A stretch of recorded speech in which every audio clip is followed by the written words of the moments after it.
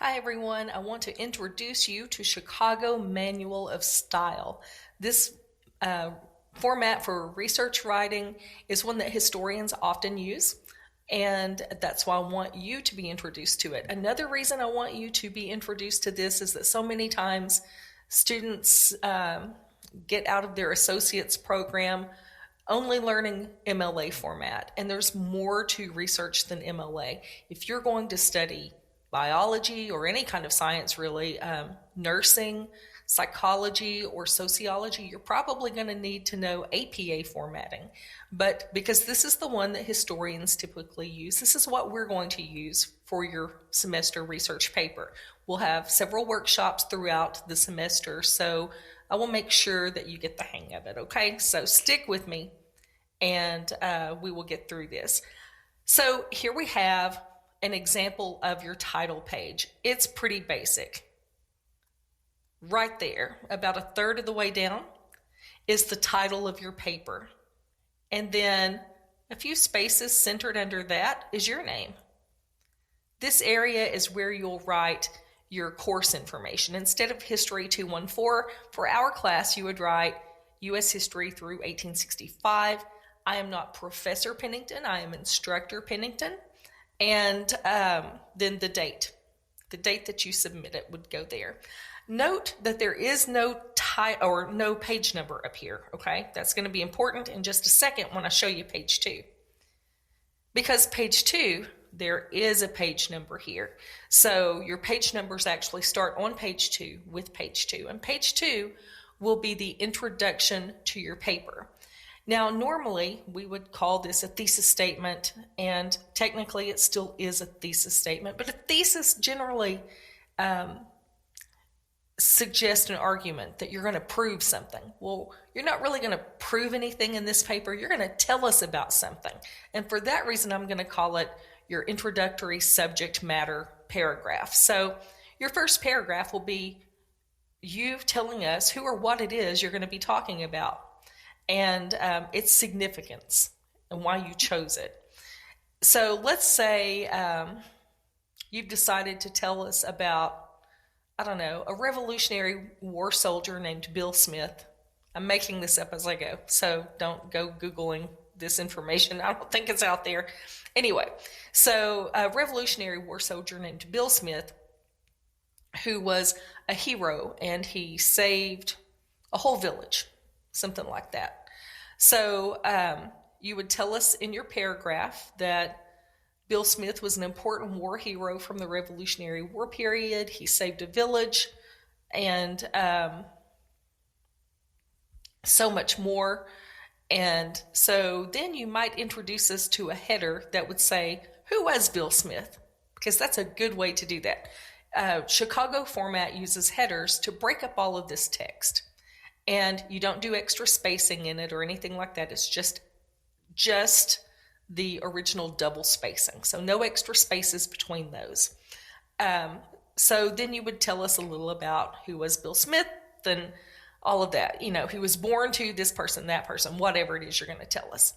Another thing I want to point out to you on this page, right here, that number 1 and that number 2, those little numbers that are jacked up just above the sentence line, those are your sources. This is how we will cite sources with Chicago Manual of Style. And I'll show you where those numbers correlate to as we get a little further on in the paper. Okay, so here they use an example of how to use a long quote. And you do that by insetting right here, this example.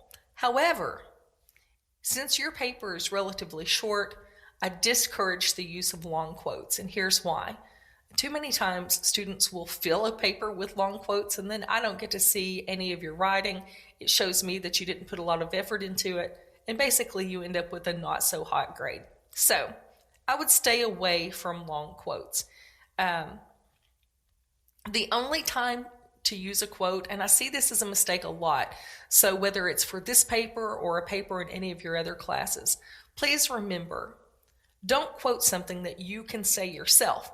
So, I don't know, there was a paper that I read one day that a student had cited a news source that they found online, something like, they cited like ABC News, and they put a quote that was something like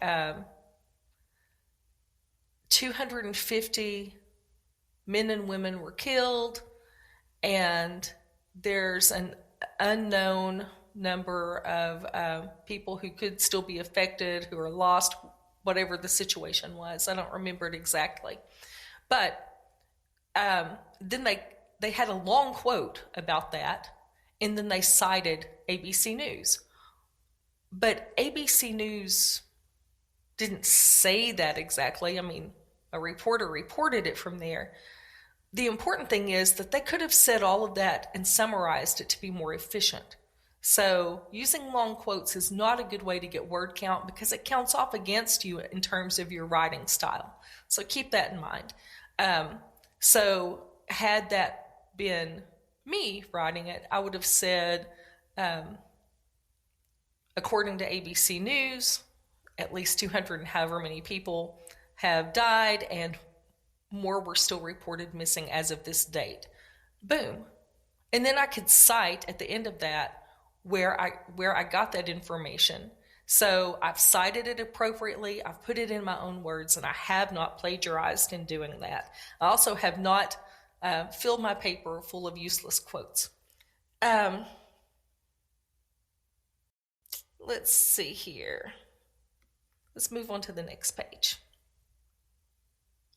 And here you can see another example of one of those headers put in to break up text.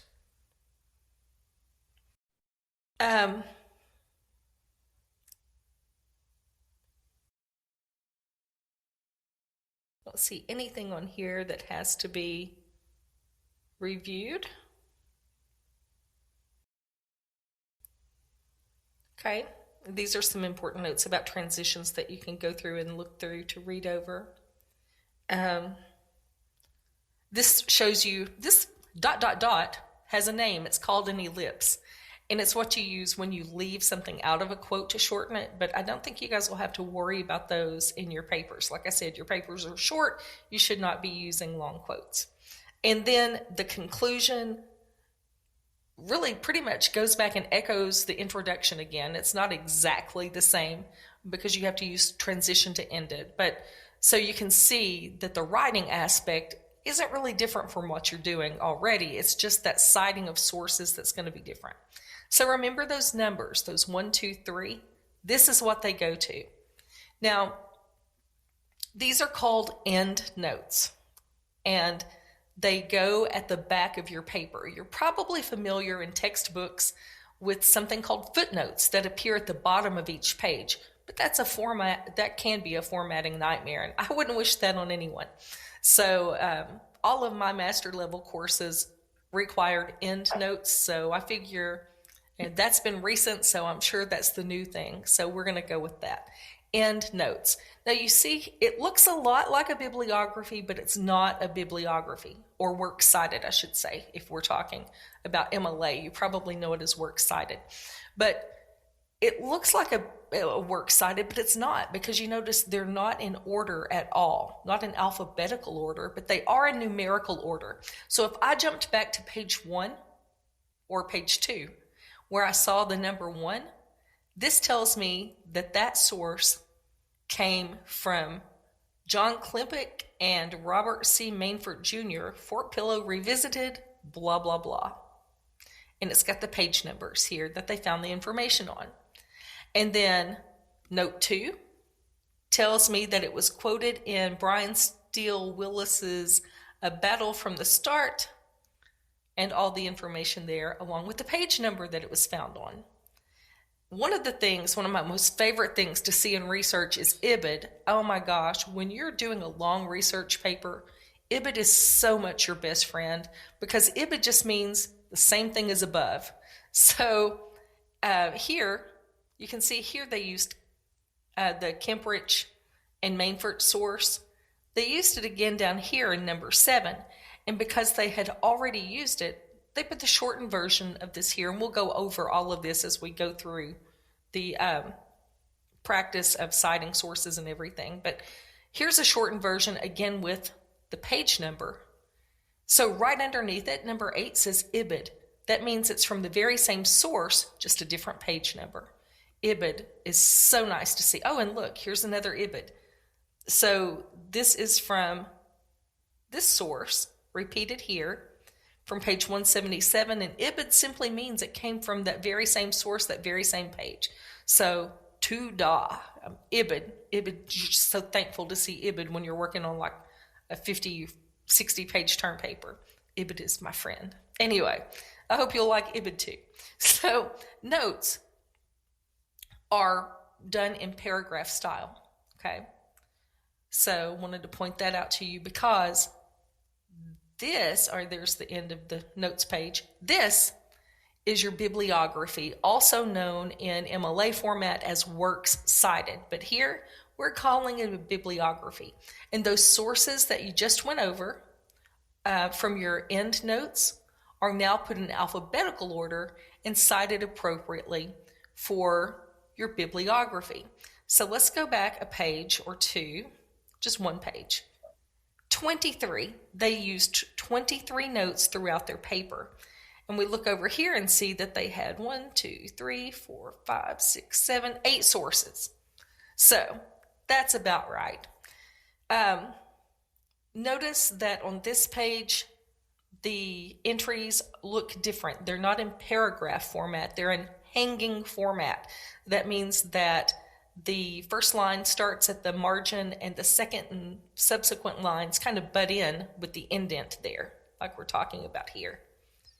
Let's see, like so. They're indented like that. And see if there's anything else here I need to tell you. These entries are single spaced, but there's a double space in between them.